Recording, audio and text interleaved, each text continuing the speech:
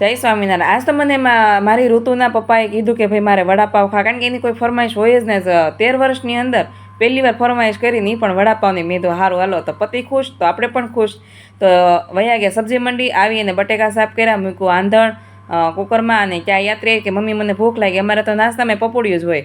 અને પછી એની સાથે ચટણી હતી લાજવાબની, અને લસણની ઘણી 2-3 ચટણી હતી, પણ લાજવાબને ઉકળવા મૂકી દીધું. વિડીયો ગમે તો લાઈક શેર અને ફોલો કરી દેજો.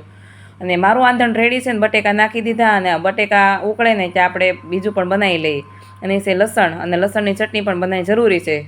તો પછી વારો તો ગોટાના મસાલામાં, તો એમાં આખા ધાણા, વરિયાળી, જીરું, આદું અને મરચી, અને લીંબુ ગોટા હોય તો તમે આની અંદર લીમડાના પાન નાખી શકો છો. અને પછી એને લેવાનું છે ભવડી, અને મસ્ત મજાનો જો દરદરો પીસવાનો છે, બહુ એકદમ ઓલો માહી નથી પીસવાનો. અને પછી વારો તો લસણનો, તો લસણ લઈ લીધું 4 ચમચી, લાલ મરચું પાવડર લઈ લીધું, એની અંદર મીઠું, હિંગ અને ધાણા જીરું નાખી દીધા, અને તેલ નાખીને પછી ભવડી નાખવાની. ભવડાઈ ગયા પછી થોડું પાણી એડ કરવાનું, જેથી કરીને પાવમાં મસ્ત રીતે સ્પ્રેડ થઈ શકે.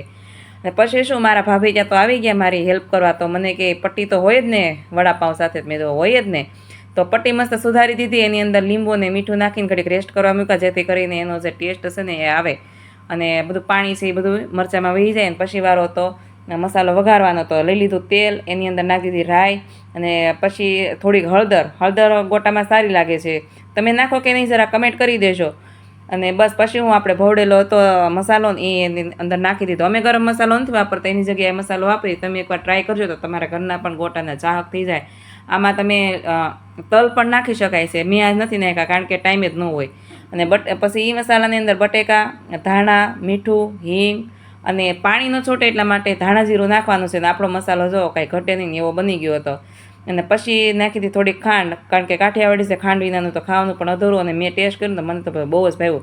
અને પછી પટ્ટી આપણી હતી મસ્ત મજાની, પાણી મૂકી દીધું, પછી નાખી દીધું એની અંદર લોટ, અને બસ લોટ નાખીને પછી સીધું મૂકી દીધું તેલ. અને તેલ આવે ને ત્યાં મને એમ થયું કે ગોટા તળવા માટે બેટર હું બનાવી લઉં, કારણ કે ગોટાની કપડાં પહેરવા પડશે ને એટલા માટે. અને પછી વારો તો પટ્ટી તળવાનું, પટ્ટીને તેલમાં નાખી દીધી તો મળી ભાઈ જમવાનું.